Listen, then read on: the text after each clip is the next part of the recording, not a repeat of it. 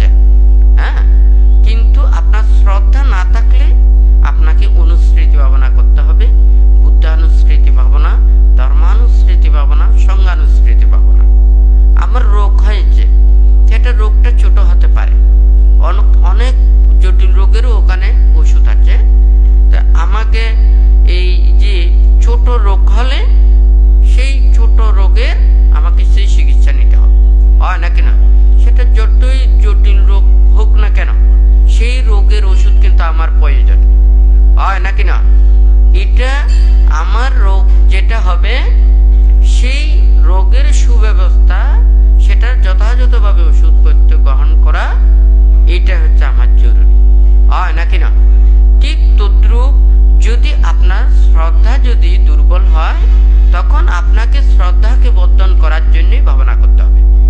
তাহলে আপনি এই কর্মপটটা না করে যদি এটা যথাযথভাবে হবে না, সেই জন্য এখানে বানতে ওখানে গত শুক্রবারেও ওখানে সমতা এবং বিদর্শন ভাবনার কথাটা বলেছেন। সমত ভাবনার উপযোগিতা কি? সমত ভাবনা সব সময় আমাদের চিত্তের মধ্যে নানান প্রকার যে একটা সন্দেহ, অকুশল চেতনা, নানান প্রকারের এগুলো উৎপন্ন হয়। এগুলো আমার যেটা উৎপন্ন হবে তৎ অনুযায়ী সেটাকে ধ্বংস করার জন্য, সেটাকে তিরোহিত করার জন্য আমাকে ভাবতে হবে। তাহলে কোন বিষয়ে আমার চিত্তে উৎপন্ন হলে আমাকে কোনটা ভাবতে হবে?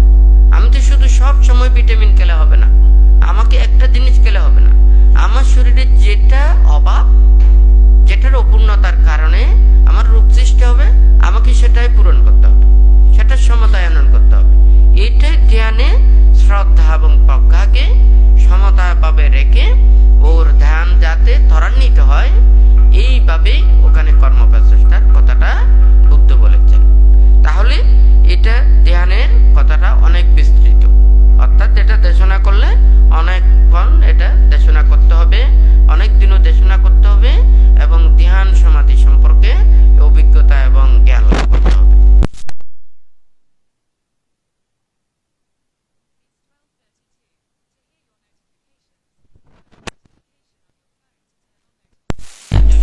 শিল আছে বা দুধাঙ্গ শিল আছে, বিভিন্ন ব্রত এবং ক্ষুদ্রানুক্ষুদ্র শিল রয়েছে, হয় নাকি?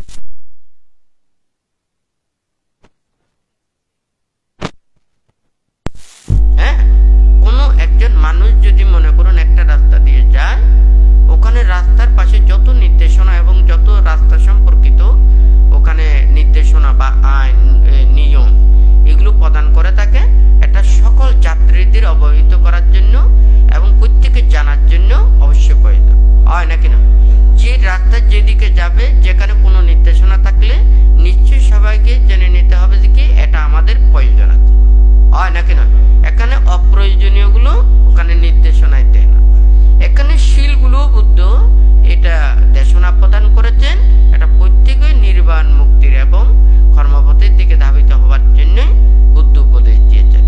ওখানে বলেছেন শিলেনা সুগতিঙ্গান্তি শিলেনা ভোগ সম্পদা শিলেনা নিভূতিঙ্গান্তি তাসমা শিলম বিশুদ্ধে। তো এখানে যে যে শিলের গুরুত্ব সম্পর্কে বলেছেন, আপনি পঞ্চশীল, অষ্টশীল, 10 শিল, 227 শিল এখানে বানতে জানের কথা বলেছেন। আপনি বিমানে যাওয়া, হেলিকপ্টারে যাওয়া, জাহাজে করে যাওয়া এবং স্থলপথে বিভিন্ন যান দিয়ে যাওয়া, এটা কিন্তু এক নয়, হয় নাকি না? তাহলে আপনি যেই যানটা নেবেন, সেই যে কর্মপথটা নেবেন, সেই কর্মপথে যদি যথাযথভাবে হয়, এটাও যদি আপনার সঠিক হয়, তাহলে আপনি দ্রুত গতিতে ওই স্থানে যেতে পারবেন, আরামে যেতে পারবেন, স্বস্তিতে যেতে পারবেন, নির্বিঘ্নে যেতে পারবেন, হয় নাকি না? তাহলে এখানে শিল পালনেরও গুরুত্ব রয়েছে। আপনি যদি মনে করুন একটা আমেরিকা যেতে চান, আপনি কোনো ওখানে পানিতে বা জাহাজে যাবেন না, আপনি স্থলপথ দিয়ে যাবেন, আমেরিকা যেতে পারবেন?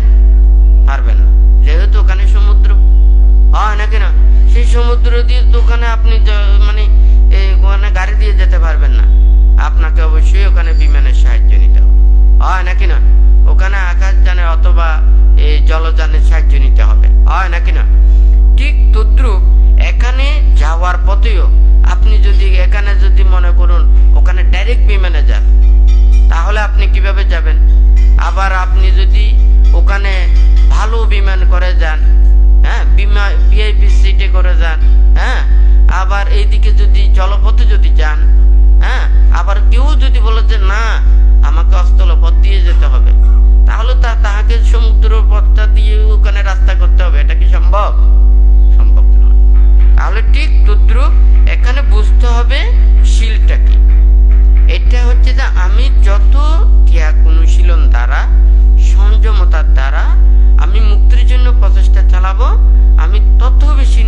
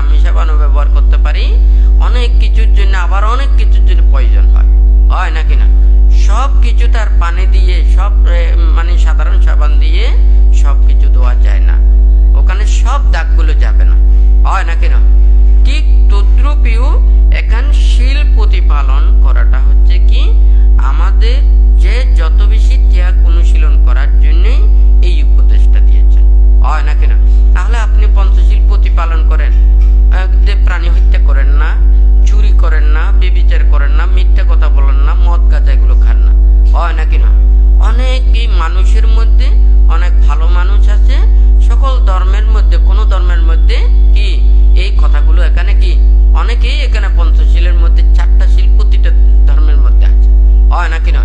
আবার কোন কোন ধর্মে প্রাণী হত্যার কথা থাকলেও ওখানে সব ক্ষেত্রে প্রাণী হত্যার কথা বলে না। তাহলে সেই শীলও প্রতিটা ধর্মের মধ্যে এটা রয়েছে। তাহলে এই পঞ্চশীল তো দেখা যায় একজন মানুষ যারা সাধারণ, যারা সাধু ভালো মানুষ, তারা প্রত্যেকেই অনেকে বেশে কমে এই পঞ্চশীলটা প্রতিপালন করে। তাহলে তো সবাই এই পঞ্চশীল প্রতিপালন করে নির্বাণ এবং মুক্তির পথে যদি আসতে পারতো, তাহলে এতগুলো শীল বিনয় কেন, এতটুকু ত্যাগ কেন? হ্যাঁ, তাহলে সবাইকে বুঝতে হবে আমরা যত বেশি সংযমতা অবলম্বন করে, যত বেশি কায়িক পরিশুদ্ধতা, বাচনিক পরিশুদ্ধতা এবং মনের সংযমতা আমরা আনয়ন করতে পারবো, তত দ্রুত আমরা নির্বাণ এবং মুক্তির পথে আসতে পারবো, হয় নাকি না? তাহলে এই শীলের গুরুত্বটা হচ্ছে এটা, আমরা যত বেশি শীলে পরিশুদ্ধ হয়ে যত বেশি শীল প্রতিপালন করে আমরা ত্যাগ করতে পারবো এবং ধ্যান করতে পারবো, তাহলে তত বেশি আমরা নির্বাণ এবং মুক্তির পথে আসতে পারবো, হয় নাকি না? তারপরে হচ্ছে দান ধর্ম কুশল কর্ম করা, সৎকর্ম করা। এখানে বানতে দিয়েছে রাস্তার সুব্যবস্থা। হ্যাঁ, যেমন মনে করেন এখানে রাস্তা আছে, এই রাস্তার দুই পাশে যদি ওখানে গাছপালা না থাকে, যাত্রী ছাউনি না থাকে, দোকানপাট না থাকে, তাহলে আপনি ওখানে যদি অনেক ধরনের ওখানে এই তেল আছে, বিভিন্ন আনুষঙ্গিক জিনিসপত্রের এগুলো আছে, মানুষের অনেক কিছু এই ভালো মন্দর ব্যবস্থাপনা, হ্যাঁ, আচ্ছা, এগুলো যদি না থাকে, রাস্তা আছে ঠিক আছে, এগুলো যদি না থাকে, তাহলে আপনি ওখানে কি স্বস্তিতে যেতে পারবেন? হ্যাঁ, অর্ধেক পথে আপনার ওখানে যে কোনো একটা অসুবিধা হয়েছে, শরীরের অসুবিধা হতে পারে, গাড়ির অসুবিধা হতে পারে, ওখানে যে কোনো ডিস্টার্ব দিতে পারে, তখন আপনি কি করবেন? তাহলে এখানে দান ধর্ম কুশল কর্ম এই কথাটা বানতে এখানে লিখছেন রাস্তার সুব্যবস্থাপনা। যেমন যতটুকু আপনি আকাশ যানে যদি যেতে চান, তারপর নদী যানে যদি যেতে চান, হ্যাঁ, তারপরে স্থলপথেও যদি যেতে চান, এটার যথাযথভাবে সুব্যবস্থাপনা নির্দেশনা এগুলো যত থাকবে, আপনি কিন্তু নিশ্চিন্তে যেতে পারবেন, হয় নাকি না? কিন্তু এই ব্যবস্থাপনাগুলো না থাকলে আপনার কিন্তু ওখানে অনিশ্চিত হয়ে যাবে। তো এখানে দান ধর্ম কুশল কর্ম আপনি যদি মনে করেন আপনি ডাইরেক্ট যান, হ্যাঁ, এখান থেকে পুরো মানে বাংলাদেশ ঢাকা থেকে আপনি ডাইরেক্ট ওখানে আমেরিকা যান, তাহলে ওখানে কোনো জায়গায় যদি আপনার ট্রানজিট না থাকে, হ্যাঁ, তাহলে হয়তো আপনি একেবারে সোজা অতি সময়ে অল্প সময়ে ওখানে যেতে পারবেন। তাহলে বাহ্যিক আর কোনো টাইমও লাগবে না, অন্য কোনো কিছু লাগবে না, হয় নাকি না? আর যদি বলেন যে ওখানে না, এখানে আপনাকে যেতে হলে আপনার অনেক কিছু বিভিন্ন জায়গায় ট্রানজিট যেতে হবে এবং বিভিন্ন ওখানে ইয়ে আছে, আপনার মানে অসম্পূর্ণতা আছে এবং আপনার অনেক সময় এটা রেখে আপনাকে যেতে হবে। এখানে হচ্ছে যে আপনি এই জন্মে যদি মনে করেন যে না, আমি এই জন্মে আমি একেবারে মুক্ত হয়ে যাব, হ্যাঁ, তাহলে আপনার জন্ম জন্মান্তরের কোনো প্রয়োজন নেই। এই জন্মে যখন মুক্ত হয়ে যাবেন, তখন আপনার এতগুলো দান ধর্ম করে জন্ম জন্মান্তরের এগুলো কুশল কর্ম করে পুণ্য সঞ্চয়ের প্রয়োজন নেই। কিন্তু আপনি তো এই জন্মে শেষ মানে মুক্তি লাভ করতে পারছেন না, আপনার জন্ম জন্মান্তরে অনেক দিন পরিভ্রমণ করতে হবে। তাহলে আপনার কি লাগবে? আহার লাগবে, বিহার লাগবে, হয় নাকি না? এই আহার, বস্ত্র, বাসস্থান, ওষুধপত্র সহ এগুলো যা কিছু একটা প্রাণীর যে কোনো কুলে ওখানে চলতে হলে যেই সুযোগ সুবিধাগুলো প্রয়োজন, এগুলো তো আমাদের পুণ্য সম্পদ লাগবে, হয় নাকি না? তাহলে এটা আমরা দান ধর্ম কুশল কর্ম সম্পাদন করলে আমরা যতদিন পর্যন্ত নির্বাণ সাক্ষাৎ করতে না পারবো, ততদিন পর্যন্ত আমাদেরকে এই পুণ্য সম্পদ কি দেবে? আমাদেরকে ভোগ সম্পদ দেবে, কল্যাণ মিত্র সাক্ষাৎ এনে দেবে এবং আমাদের যাতে অভাব অনটন নানান ধরনের অসুবিধা এগুলো যাতে না হয়, তাহলে এই সৎ এবং কুশল কর্ম পুণ্য আমাকে কি করবে? সহায়তা করবে, হয় নাকি না? তো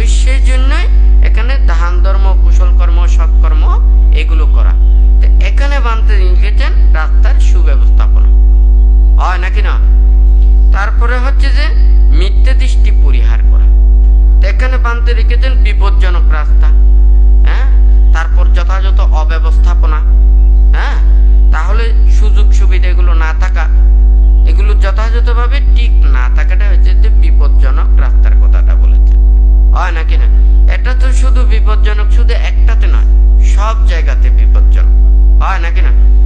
এই দোকানে এই আকাশপতিও বিপজ্জনক হতে পারে, তাহলে তারপরে হচ্ছে পানিপতিও, তারপরে অস্থলপতিও, তার মানে গৃহী অবস্থাতেও বিপজ্জনক হতে পারে, পঞ্চশীলীয় বিপজ্জনক হতে পারে, অষ্টশীলীয় বিপজ্জনক হতে পারে, 10 শিলীয় বিপজ্জনক হতে পারে, 287 বিপজ্জনক হতে পারে, তারপর দ্রুতাঙ্গ শিলীয় ওখানে বিপজ্জনক হয় নাকি না?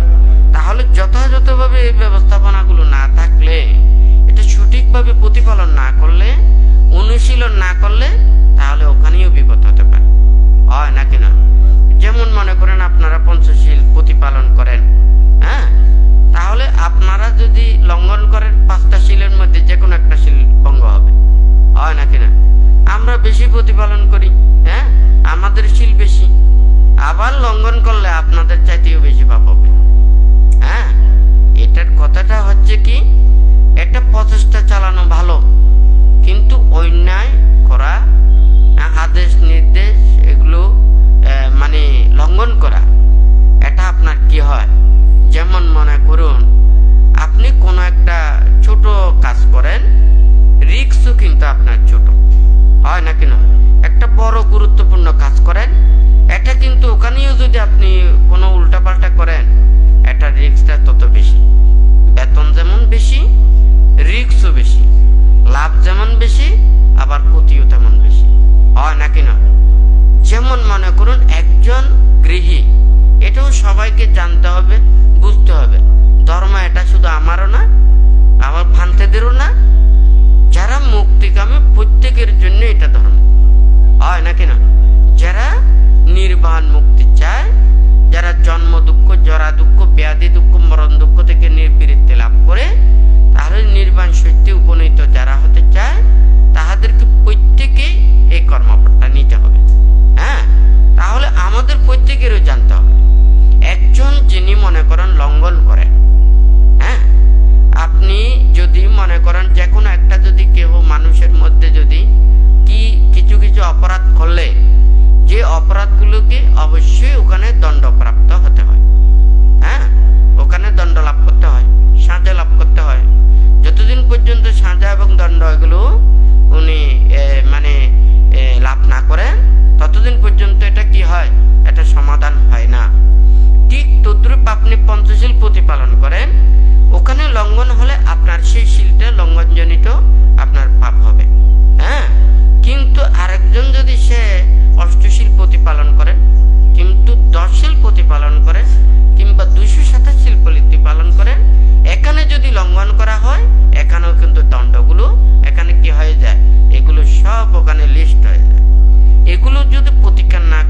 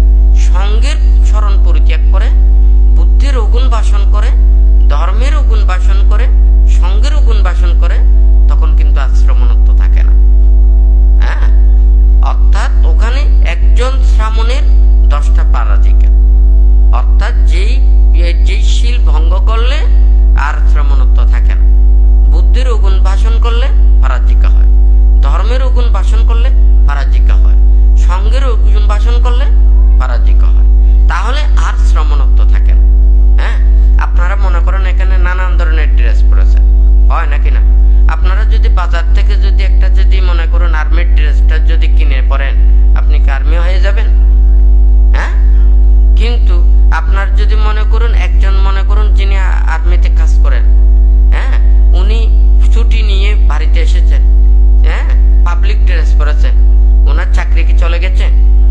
হ্যাঁ, তাহলে ওই ড্রেসটা ওনার যেমন একটা কাজের জন্য উপযোগী হতে হবে এবং যথাযথ হতে হবে, তখনই সেটা কিন্তু তার দায়িত্ব সম্পন্ন হয় নাকি না? কিন্তু যে দায়িত্ব প্রাপ্ত না হয়ে সে যদি ওই ড্রেসটা পরে, সে কখনো এই দায়িত্ব পেতে পারে না। ঠিক তদ্রূপ আমাদেরও যতক্ষণ না পর্যন্ত এটা প্রবর্জিত হবার আমাদের এই ড্রেসটা রয়েছে, হয় নাকি না? এটাকে সবাই কিনেছে আমাদেরকে ভিক্ষু কিংবা সমন, হয় নাকি না? তাহলে ও বিনয় যথাযথভাবে আচরণ করে যখন ড্রেসটা থাকবে, ওকে পরিশুদ্ধ বলবে। কিন্তু আরেকজন মনে করুন এটা এমনি নিজেই পরে মানে চলছেন, এখন কে বিচার করবেন এ কি হয়েছেন নাকি হন নাই? কিন্তু ওকে দেখেও তো সবাই বলবে হয় ভিক্ষু নয় শ্রামণ, হয় নাকি না? কারণ ওখানে চেনার কোনো উপায় নেই, হয় নাকি না? কে শুদ্ধ কে অশুদ্ধ, কে হয়েছে কে হয় না, হয় নাকি না? তাহলে এই ড্রেসটা দিয়ে ওখানে শুধুমাত্র সেটা চিনে মাত্র, কিন্তু এটা প্রকৃত বিষয়বস্তু হচ্ছে কি এটা আচরণ করা। বুদ্ধ বলেছেন যে কি, যখন আপনারা দায়িক উপাসক উপাসিকা আপনারা যদি বুদ্ধির প্রতি শ্রদ্ধা প্রসন্নতা এটা লাভ করতে না পারেন ধর্মের সঙ্গে, তাহলে আপনারা উপাসক নয়, বুদ্ধির উপাসক নয়, বৌদ্ধও নয়, হয় নাকি না? আপনারা যদি বলেন যে আমি বৌদ্ধ পরিবারের জন্ম নিয়েছি, আমি বৌদ্ধ, হ্যাঁ, আজকাল পৃথিবীতে সবাই এটা বলে, হ্যাঁ, আমরা জন্মগতভাবে যেভাবে যে ধর্মে জন্ম লাভ করেছি আমরা এই ধর্ম অবলম্বী, হ্যাঁ, মাতা পিতৃ সূত্রে বংশসূত্রে আমরা লাভ করেছি। কিন্তু বুদ্ধ সেটা বলে না, হ্যাঁ, বুদ্ধ বলেছে যারা না যাচ্ছা বাসালো হতি না যাচ্ছা হতি ব্রাহ্মণ, কাম্য না বাসালো হতি কাম্য না হতি ব্রাহ্মণ। জন্ম থেকে জন্ম দিয়ে ব্রাহ্মণ পরিবারে জন্ম নিলে সে ব্রাহ্মণ তা নয়। যিনি শুদ্ধ মুক্ত হয়েছেন, যিনি পাপ মুক্ত হয়েছেন, হ্যাঁ, সমস্ত কলুষ মুক্ত হয়েছেন, ইনি হচ্ছেন ব্রাহ্মণ, হয় নাকি না? তাহলে ঠিক তদ্রূপ আমরা জন্মসূত্রে লাভ করে আমরা যদি বৌদ্ধ বলি তাহলে সেটা নয়।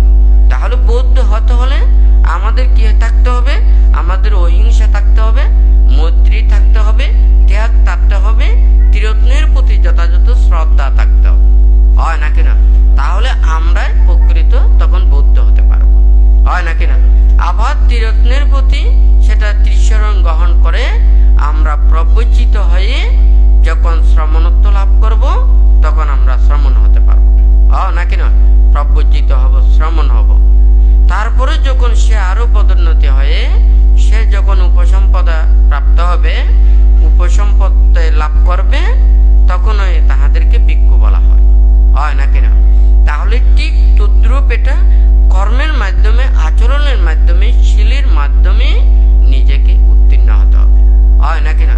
আর এটাকে যদি এগুলো যদি না থাকে তাহলে ওখানে আবার সেগুলো কি হয়ে যায়? ধ্বংস হয়ে যায়। তাহলে বামদেব এই কথাটা বলেছেন কি, আপনারা পঞ্চশীল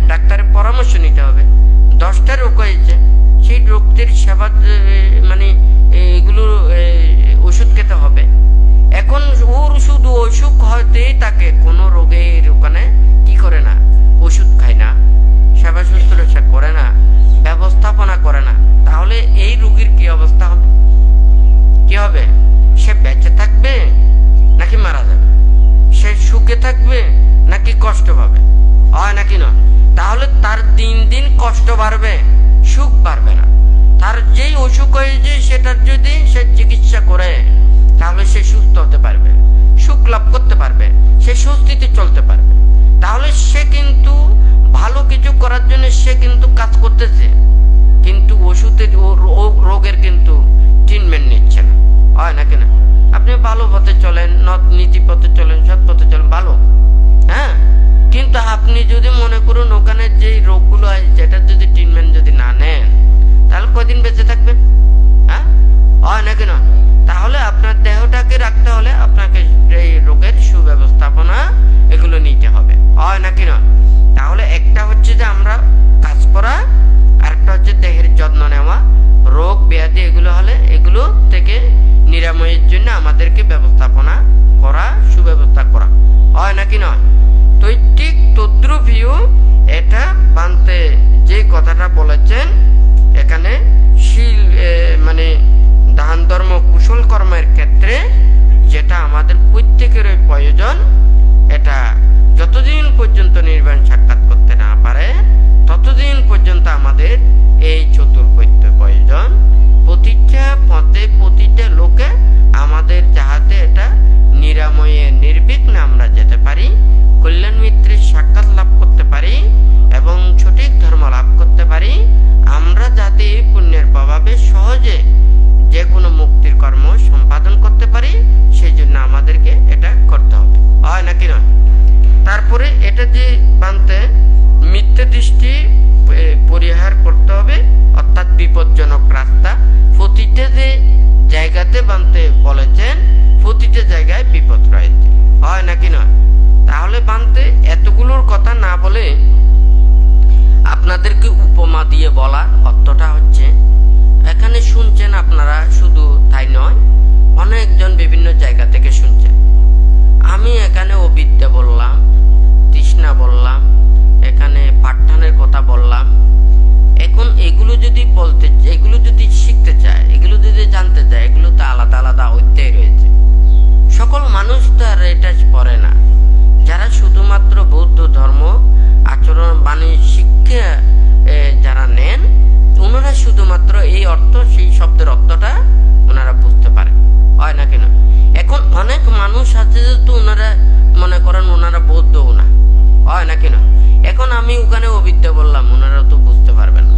এখন কিন্তু আমি যেই উপমাটা বলেছি এটা নির্বাণ এবং মুক্তি লাভের জন্য এই কর্মগুলো করতে হবে, এই পথের ব্যবস্থাপনাগুলো করতে হবে। তাহলে আমি যদি পথ দিয়ে যদি বুঝাই, এটা কিন্তু সবাই বুঝতে পারবে, হয় নাকি না?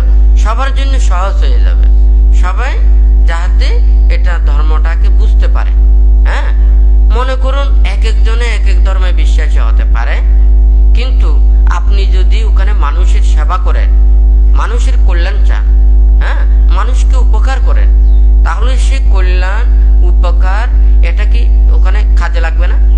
হ্যাঁ, ওখানে রাস্তায় একজন ওখানে অ্যাক্সিডেন্ট হয়েছে, হ্যাঁ, এটা তো বিভিন্ন ধর্মের হতে পারে, আপনি ওকে সাহায্য করেছেন, উপকার করেছেন, তাহলে এটা কি আপনার মঙ্গল হয়নি? হ্যাঁ, তাহলে এই যে সৎ কাজ করা, ভালো কাজ করা, হ্যাঁ, ধর্ম উপদেশ শিক্ষা এগুলো সবার মঙ্গলের জন্য, ভালোর জন্য। আমাদের মনের ভিতরে অনেক প্রকারের পাপ রয়েছে, এগুলোকে দূরীভূত করার জন্য। আমরা যদি প্রত্যেকে যদি নিজের মনের মধ্যে যত প্রকারের পাপগুলোকে যদি দূরীভূত করতে পারতাম, তাহলে তো এই পৃথিবীতে এত অরাজকতাগুলো থাকতো না, এত যুদ্ধ থাকতো না, এত মারামারি থাকতো না, এত অসন্তোষ থাকতো না, মানুষের মধ্যে এত দ্বন্দ্বগুলো থাকতো না। তাহলে সবাই সঠিকভাবে যদি ধর্ম আচরণ করত, তাহলে এগুলো থেকে আমরা অনেকেই রেহাই পেতাম, হয় নাকি না? তাহলে এগুলো থেকে বোঝা যায় এখানে অনেক ধরনের আচরণেরও ভুল রয়েছে, যথাযথভাবে এগুলো হচ্ছে না, হয় নাকি না?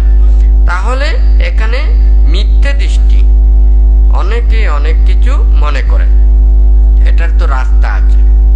এই রাস্তা যখন কোনো কুয়াশা হয় তখন দেখা যায় যে তো ওটা তো এই 10-15-20 ফুটের ওখানে দূরে কোনো কিছু দেখা যায় না, হয় না কেন? তখন কোন দিকে রাস্তা এটাও দেখা যায় না। আপনি তো ওখানে প্রত্যেক দিন যেভাবে গাড়ি চালান ঠিক সেইভাবে কুয়াশার মধ্যে চালাচ্ছেন, তাহলে কেমন অবস্থা হবে? হ্যাঁ, সাথে সাথে বিপদ হবে না? তাহলে আমি রাস্তাতে চলছি ঠিক আছে, এখন যখন ঘন কুয়াশা আমাকে ওটা দেখে দেখে আস্তে আস্তে চালাতে হবে, হয় না কেন? সম্যক দৃষ্টি আর একটা হচ্ছে